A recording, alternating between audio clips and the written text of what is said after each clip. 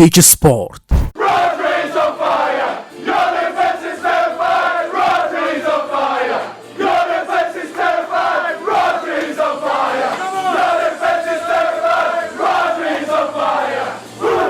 ዛሬ ብዙዎች ልታይ ማለትን ምርጫቸው አድርገው በሚንቀሳቀሱበት በዚህ ዘመናዊ ዓለም በተረጋጋ ህይወቱ እንደ ምሳሌነት የሚነሳውና ከአያሎቹ መንደር ስፔን ማድሪድ የተገኘው የመሃል ሜዳ ሚዛን ጠባቂ ሮድሪ ያወጋናል። ሮድሪጎ ሄርናንዴዝ ካስካንቴ ለእግር ኳስ ፈጣሪ ይመስገን። And then hit by Rodri and City retake the lead. Rodri left foot drive into the roof of the net. በቤተሰቤ ውስጥ ቀለም ትምህርት ትልቅ ቦታ የሚሰጠው ጉዳይ ነው። እንደውም አባቴ ለአንድ ዓመት በአሜሪካ ከሚገኝ ሁለተኛ ደረጃ ትምህርት ቤት ጋር ልውውጥ እንዳደርግ ፈልጎ ነበር። ሆኖም የእግር ኳስ ህልሜ ያ እንዳይሆን አደረገው። በምትኩ ግን 14 ዓመቴ ሳለ ለሰመር ካምፕ በሰሜን ምስራቅ አሜሪካ ወደምትገኘው ኮኔቲከት አቀናው። ኮኔቲከት ከወደ ማድሪድ ለሆነ ህፃን እንግዳ የሆነ ስም። በዚያ እንደደረስኩ ወደ ሆሊውድ ፊልም የገባው ያህል ተሰማኝ። ፊልሞች ላይ ልጆች ከትልቅ ሐይቅ ዳርቻ ጎን ካምፕ አድርገው በድንኳን እያደሩ ከዛ ደግሞ ተራራ እየወጡ የሚያሳልፏቸውን ጊዜ ታውቁታላችሁ አይደል? በቃ በዚያ ያሳለፍኩት ጊዜ በእነዚህ ፊልሞች ላይ ካያቸዋቸው ነገሮች ጋር ተመሳሳይ ነው። ስልክ የለም፣ ዋይፋይ የለም። በአዲስ ሀገር ብቻዬን ጓደኞች ለማግኘት እየጣርኩ ነው። ሰላም፣ ሮድሪጎ እባላለሁ፣ ከማድሪድ ነው የመጣሁት እላለሁ በተሰባበረ እንግሊዘኛ። እነሱም በምላሹ ይስቃሉ። በዚህ በተሰባበረ እንግሊዘኛዬ ሁልጊዜ እል የነበረው መቼ ነው ኳስ የምንጫወተው ነበር። ሌላው የሚያሳዝነው ነገር ወደዚያ ያቀናሁት የ2010 ዓለም ዋንጫ ወቅት መሆኑ ነው። ውጤቶችን ለማየት ኢንተርኔት መጠቀም አልችልም። እጅግ አዘንኩ። ግን በአንድ ቢሮ ውስጥ ትንሽዬ ኮምፒውተር ነበረች። በዚያ የሚገኙትን ሰዎችም ማጨዋታ እንዳሸነፈ እጠይቃቸዋለሁ። ካስታወሳችሁ ስፔን ከስዊዘርላንድ ጋር ያደረገችውን የመጀመሪያ ጨዋታ ተሸንፋለች። ስፔን ተሸነፈች ብሎ ሲነግሩኝ እየቀለዱብኝ ነበር የመሰለኝ። ኋላ ላይ ግን ጥሩ መጫወት ጀመሩ። እናም ማሸነፉን ተያያዙት። ስፔን ከጀርመን ጋር የግማሽ ፍጻሜ ጨዋታ በምታደርግበት ሰዓት ይመስለኛል በጀልባ ጉዞ ላይ ነበርን። የካምፑ ሰዎችም ውጤቱን ልታዩልኝ ትችላላችሁ ስል ደጋግሜ መጠየቁን አላቆምኩም። በስተመጨረሻም ወደ ቢሮ አካባቢ ስንመለስ አንድ ሰው ስፔን ወደ ፍጻሜ እንዳለፈች ነገረኝ።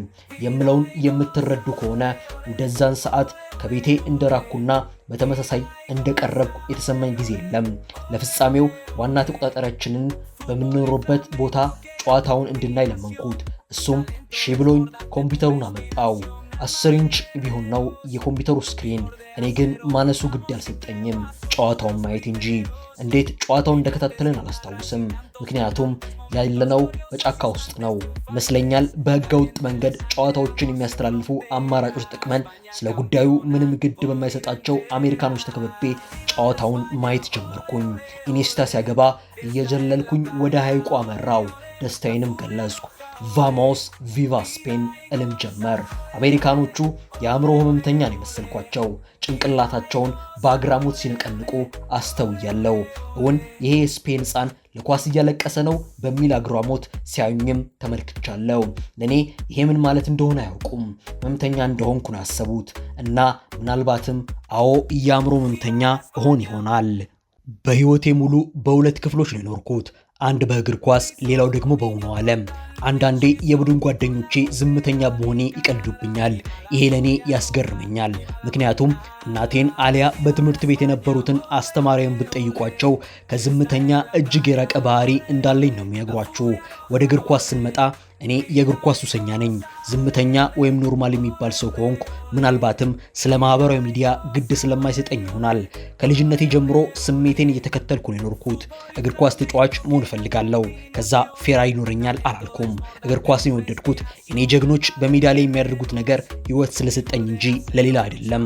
አስታውሳለሁ 5 ዓመቴ ሳለ በሰፈራችን የጋራ መዋኛ ቦታና ትንሽዬ ጋርደን ነበር። ታዲያ በእረፍት ወራት እግር ኳስ ዋና ነው የኛ ስራ። ቤት የምንሄደው ለምሳ ነው።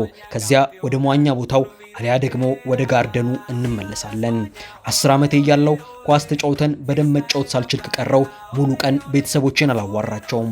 በራሴ በጣም እናድዳለሁ። እንደውም እናቴ ምን ሆኖ ነው ለጨዋታ እንደሚሆነው ሳትለኝ አቀርም። እግር ኳስ ለኔ ልክ እንደ ሱስ ነው። ስለዚህ ገና ታዳጊ ሳለሁ ከቤተሰቦቼ ጋር በአንድ ነገር ሳንነጋገር ተስማምተናል። ይህም የእግር ኳስ ህልሜን ለመከተል ዩኒቨርሲቲ መሄድ ይኖርብኛል። 17 ዓመቴ ሳለ ከማድሪድ ከተማ ወደ ቪያሪያል አቀናው።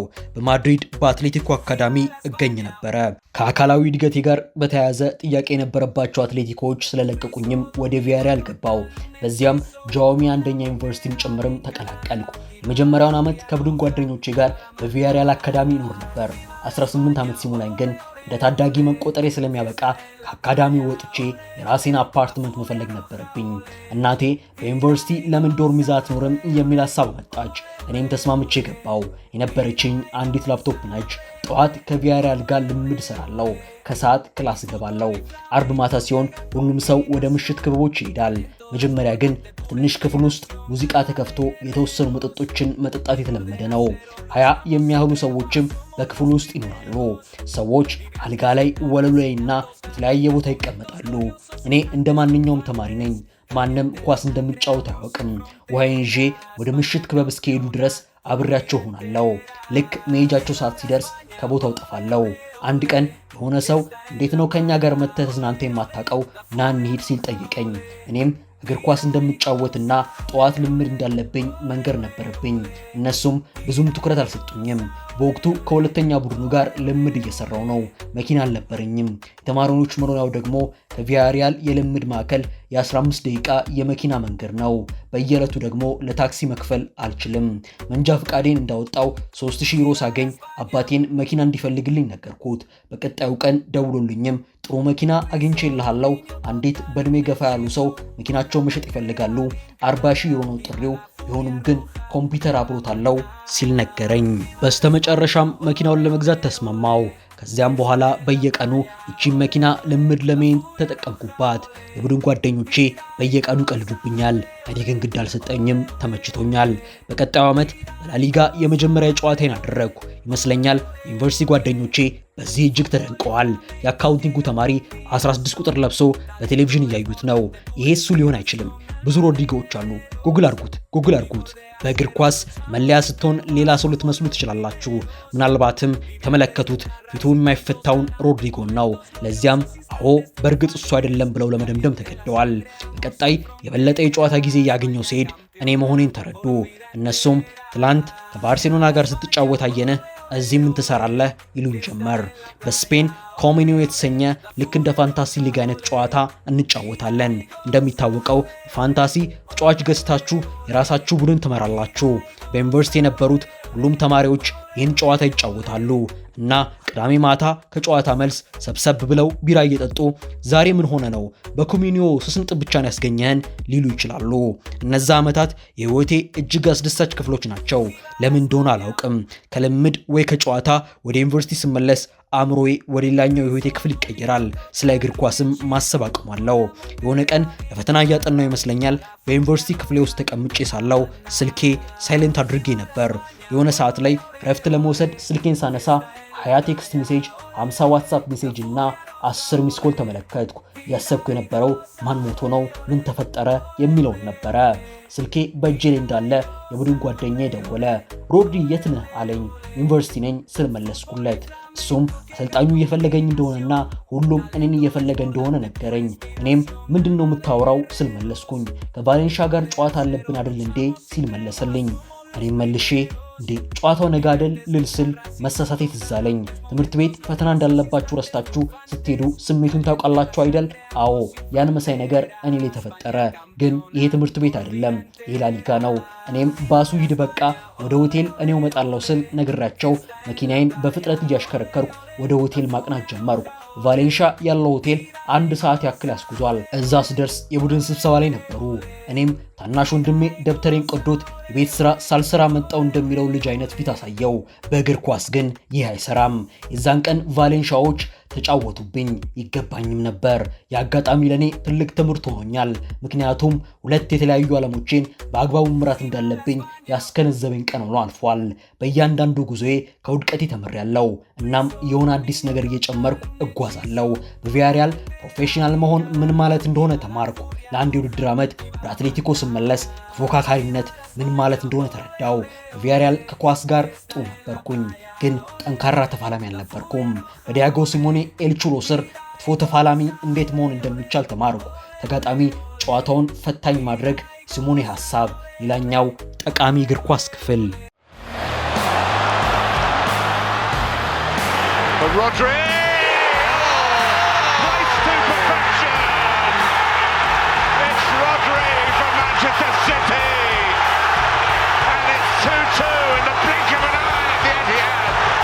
በቀጣዩ ክረምት ማንቸስተር ሲቲን የመቀላቀል እድል አገኘው። ለኔ ይሄ ህልሜ ነበር። በዝውውሩ ላይ ከመስማማቴ በፊት ከሰርጂዮ ቡስኬት ጋር አውርቻለሁ። እሱም ፔፕ የተሻለ ተጫዋች ያደርጋል፣ ግን ምንጊዜም ቢሆን አንተን ወደፊት መግፋቱን አያቆምም፣ ያለቀለት ተጫዋች መቼም አትሆንም ሲል ነገረኝ። ሰርጂዮ ፔፕ ስር ተመሳሳይ ሚና ነበረው፣ ብዙ ነገሮችንም አሳክቷል። ስለዚህ ሚለኝን ሁሉ አምኜዋለሁ። እኔ ከፔፕ የተለየ ነገር የምረው ሁሌም አንድ እርምጃ ቀድሞ መገኘቱን ነው። ልክ እንደባለፈው የውድድር ዘመን ብንጫወት ደስተኛ አይሆንም፣ ምክንያቱም ውድድራችን ካለፈው የውድድር ዘመን ትንተና ጋር ይሆናል። 4 ተከታታይ ፕሪሚየር ሊግ ዋንጫን ባለህበት በመቆም ልታሳካው አትችልም። ወይ ራስን ታጎልበታለህ አሊያ ትሞታለህ። ለኔ ጨዋታን በተለየ መንገድ መመልከት የሚለውን ነገር ጨምሮልኛል። መቼ ወደ ክፍት ቦታዎች መሮጥ ያስፈልጋል፣ መቼ ማፈግፈግ ያስፈልጋል፣ መቼ ጫና ማሳደር ያስፈልጋል፣ መቼ ማቀዝቀዝ ያስፈልጋል የሚለውን ሁሉ እንዳውቅ አድርጎኛል። ያሳደረብኝ መተማመን ለኔ ያስፈልገኝ ነበር። ምክንያቱም በ2019 ክለቡን ሲቀላቀል ክለቡ ከዋክብት ከሆኑት አጉዌሮ፣ ዳቪድ ሲልቫ፣ ፈርናንዲኖ፣ ኬቨን ደብሩያን ከመሳሰሉ ተጫዋቾች ጋር መልበሻ ክፍል ማምራት ቀላል አይደለም። አጉዌሮ አትሌቲኮ ሳለ በ12 ዓመቴ በልምድ ሜዳዎች ላይ አያው ነበር። ከጀግናዎቼ አንዱ ከሆኑ ሰው ጋር ታዲያ አብሬ መልበሻ ክፍል ተጋራው። ይህ አስደናቂ ነው። ሁሌ ከጨዋታዎች በኋላ ዶክተር ለሆነችው ለረጅም ጊዜ አጋሪ እደውላለሁኝ። በቦታ ተራርቀን ለረጅም ጊዜ ለማሳለፍ ተገደናል። ስለዚህ መገናኛችን ቪዲዮ ኮል ነው። ብናሸንፍም ብንሸነፍም እሷ ጋር መደወል አይቀርም። ካሸነፍም በኋላ ከሆነ ሁሉም ሰው የድል ደስታና ጩኸት ላይ ስለሆነ እያዋራሁት እንደሆነ ምንም አያስተውልም። ተሸንፈን ወይም አቻውተን ከሆነ ግን ሁሉም በባስ ውስጥ አንገቱን ደፍቶ ስለሚቀመጥ የኔ ድምፅ ጎልቶ ይሰማል። እውነቱን ለመናገር ዛሬ አረባም ነበር። አዎ አቻውጣል፣ ተናድጃለሁ። የሆነ ሆኖ ቀንሽ እንዴት እያለፈ ነው? ማውራታችንን እንቀጥላለን። የመጀመሪያ ጊዜ አጉዌሮ እና ኦታሜንዲ ባስ ውስጥ እንደዚህ ማውራት የለብህም፣ ፔፕ ይሰማሃል፣ ሁሉም ይሰማሃል ብሎኝ ነበረ። እኔ ግን ከሁሉም ጨዋታ በኋላ እደውልላታለሁ። አንዳንድ ተጫዋቾች ስልኬን ተቀብለው በኋላ ይደውልልሻል፣ ስልኩን ዝጊው፣ አሁን መሄድ ይኖርበታል፣ ቻው ለማለት ይጥራሉ። ዶክተሯ ላውራ በእግር ኳሱ ዘመኔ ሁሉ ከጎኔ ነበረች። ሰዎች በማህበራዊ ሚዲያ የሚታየውና መሬት ላይ ያለው እውነታ የተለያየ መሆኑን መረዳት አለባቸው።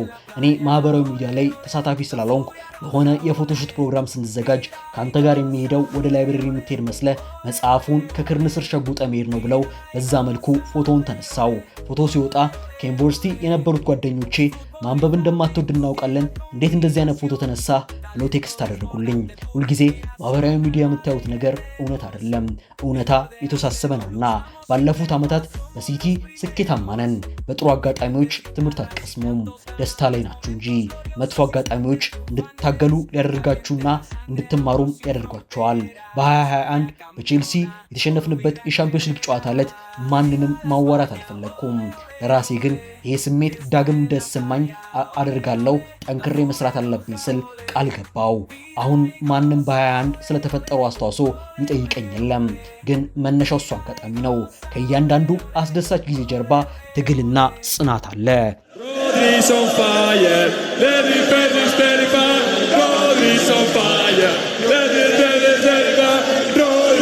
የጨዋታውን የማሸነፊያ ጎል ሳስቆጥር በተቀመረ ሁኔታ አይደለም የገባሁት። በርናንዶ ክሮስ ከማድረጉ ከሰከንድ በፊት ከጨዋታው ርቄ ነበር። በሪፕሌይ ጎሉን ብታዩት ክሮስ ከመደረጉ በፊት እኔ አልታይም። ወደ እኔ ኳሱ የመምጣት እድሉም በጣም ጠባብ ነው። ባለውበት ብቆምም እችል ነበር፣ ግን አንድ እርምጃ ወደፊት ስራመድ ኳሱ ተጨርፎ ወደ እኔ ሲመጣ ታየኝ። እናም መታሁት፣ ጎሉም ተቆጠረ። በጉልበቶቼ ተንሸራትቼም ደስታዬን ገለጽኩ። በዚያው ቅስበትም 20 ደቂቃዎች እንደቀረን ማሰብ ነበርብኝ። ይሄ የ6 ቁጥር ሐሳብ ነው። ጎል የሚፈልግ ቡድን ለ20 ደቂቃዎች ለማቋረጥ ይፈትናል። ታዲያም በመውደቃቸው ለተቃራኒ ቡድን ጎል ሊያስገኙ ከሚችሉ ተጫዋቾች አንዱ ደግሞ እኔ ነኝ። በጨዋታው ለ20 ደቂቃዎች ተፈተንን። በመጨረሻም ጨዋታው ተጠናቀቀ።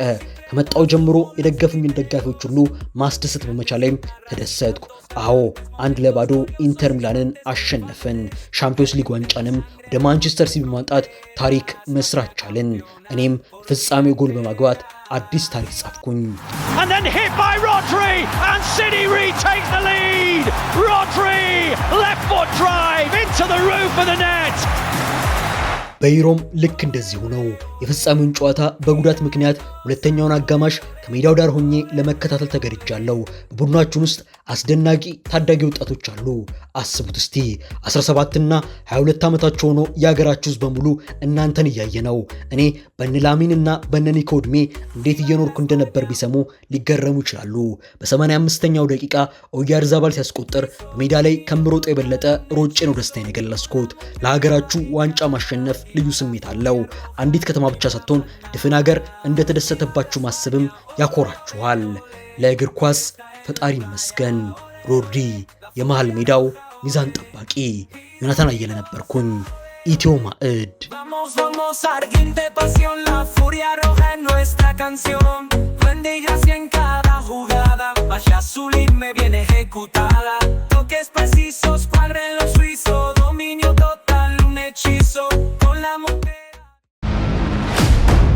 Peach Sport.